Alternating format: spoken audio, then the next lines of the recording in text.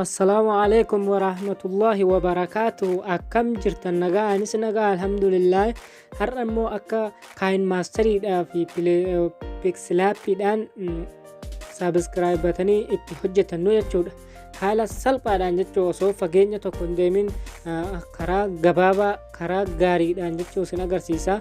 Jalqaba maal gootu pixlaappii keessan keessa seentu jechuudha.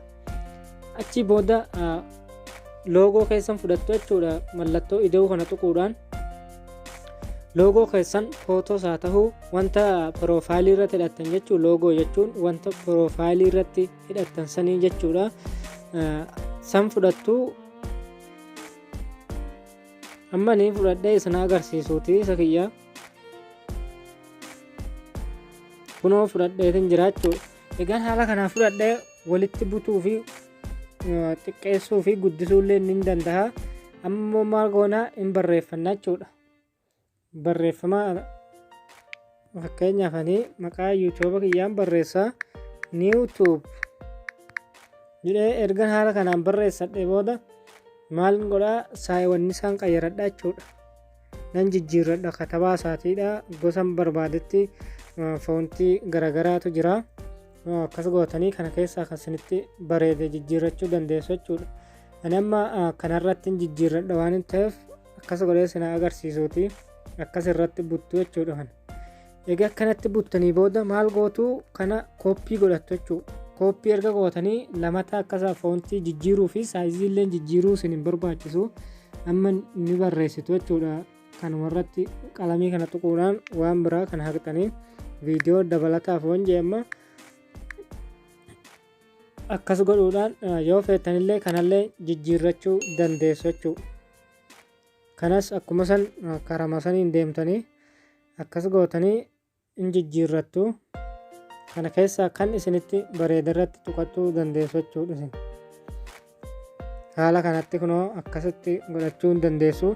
Egaa haala kanaan godhattanii booda maal kun immoo bifi isaa gurraacha'uu qabachuu laazim gurraacha'uu qabaachuu adiin walirraa hin mul'atu waan ta'eef hin gurraachessinaa. Kanallee gurraacha godhannaa jechuudha. Egaa haala kanaan nuuf bahe maal goonaa kajalaa kanarra asi dhufuudhaan kunoo kana goona jalaa haqna jechuudha. Akkasitti bubbutattanii ni sirreeffattu. Egaa haala kanaan godhattanii seef godhattu. Seef godhannee ramma guutumaan guutuutti jechuudha. Amma immoo kaayin maasterii keenya keessa seennaa.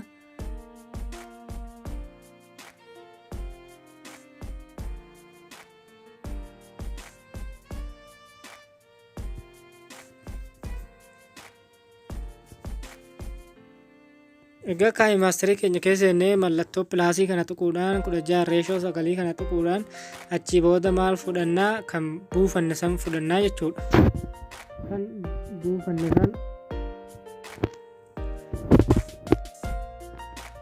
egaa kunoo kun haala kanaan jiraa jechuudha. Kanarra kaahatuudhaaf amma maal goonaa batanii isa amma ijaarre kana fudhannaa jechuudha. Maqaa keenya kana ni fudhannaa.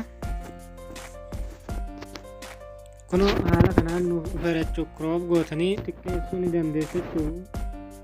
Akka walitti butuu fi walirraa guddisuu hin dhibne.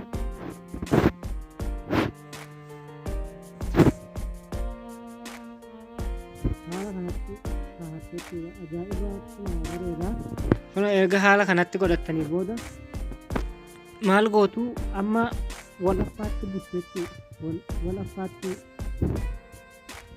buttu. Egaa amma maal gootu isinitti fakkaate in animeeshinii kanarra dhuftu jechuudha. In animeeshinii kanarra dhoottanii slide app gootan jechuudha. Slide app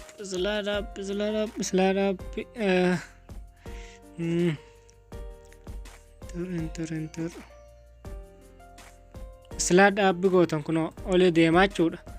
Ammallee irratti tuquudhaan out animation irratti tuqtu immoo amma slide down gootu. Slide down gootu amma fakkeenyaaf kunoo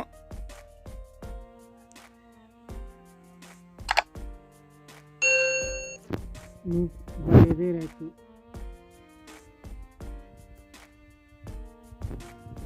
baay'ee kana haala kanaan ijaarrachuu dandeessu jechuudha.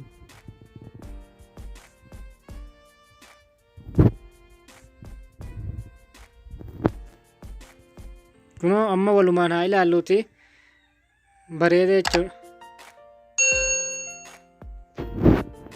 Walaffaa yoo hin dhufne ta'e immoo irratti affaatti qixa isaanitti butuu qabdu jechuudha. Qixa giriin kanatti yoo irrallee dabarsitan duuba hafa waan ta'eef amma akka haala kanatti sirreeffattu. YouTube viidiyoo dabalataa saabskiraayib jechuudha. Isin gaa waan barbaadan waan isinitti tole barreeffachuu hin dandeessu. Amma achi immoo sajjaluudhaaf bakka asii kana tuqxu achi booda ekspoortii kana tuqxu kanatti isiniif bu'aa jechuudha. Egaa isiniif bu'ee booda maal gootu viidiyoo barbaadan tokko fudhattu. Fakkeenyaaf viidiyoo tokko irratti dhahee isin agarsiisuuti. Fakkeenyumaaf isin agarsiisa.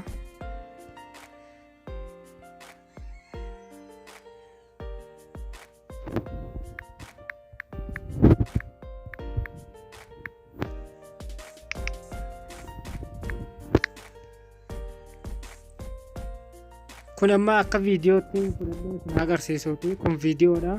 Irra kaachuuf maal godhaa laayerii kana tuqee miidiyaan ergan tuqeen booda asin tuqaa jechuudha.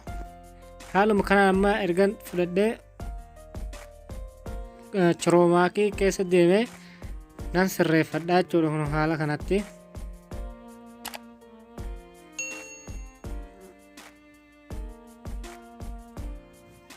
Kunoo amma walumaan haa ilaalluuti.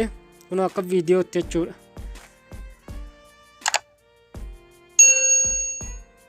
Haala kanatti ijaarrachuu dandeessu. Hanga viidiyoo biraatti walitti deebinutti saabskiraayibii fi laayikii gochuu hin dagatinaadha. Nagahatti.